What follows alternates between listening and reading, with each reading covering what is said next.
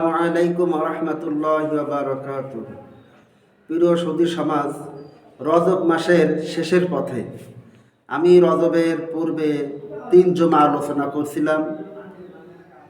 রজব মাসে আল্লাহ রাসূল সাল্লাল্লাহু আলাইহি ওয়াসাল্লাম মেরাজ করছেন, যেটা আমরা অধিকাংশ মানুষই জানি।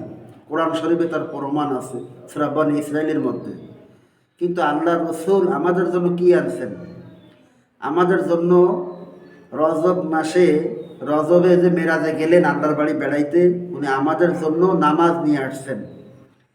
মুমিনের রজব মাসে মুমিনের রজব হইল, মুমিনের মেরাজ হইল নামাজ। as-সালাতু মিরাজুল মুমিনিন। যে ব্যক্তি নামাজ পড়লো সেজন্য আল্লাহর সাথে মেরাজ করলো, সাক্ষাৎ করলো। এই জন্য আমরা বেশি বেশি করে 5 ওয়াক্ত নামাজ পড়ব, তার পাশাপাশি তাহাজ্জুদ নামাজ, আরও অন্য অন্য নামাজ আদায় করব। হাদিসের ভিতরে আসছে রজব মাসে গুনাহ মাফ হয়, দোয়া কবুল হয়। রজব মাসে দোয়া কবুল হয়, গুনাহ মাফ হয়, আল্লাহ রসুল বলছেন, বুখারী হাদিস। এই জন্য আমরা বেশি বেশি করে তওবা পাঠ করব, যাতে আল্লাহ রাব্বুল আলামিন আমাদের তওবাকে কবুল করেন, আমাদের পিছনের জিন্দেগি সকল গুনাহ মাফ করেন। অন্তর থেকে বেশি বেশি করে মহাব্বতের সাথে তওবা পাঠ করব। আল্লাহ রাব্বুল আলামিন আমাদের সবাইকে আমল করার তৌফিক দান করুক, আমিন।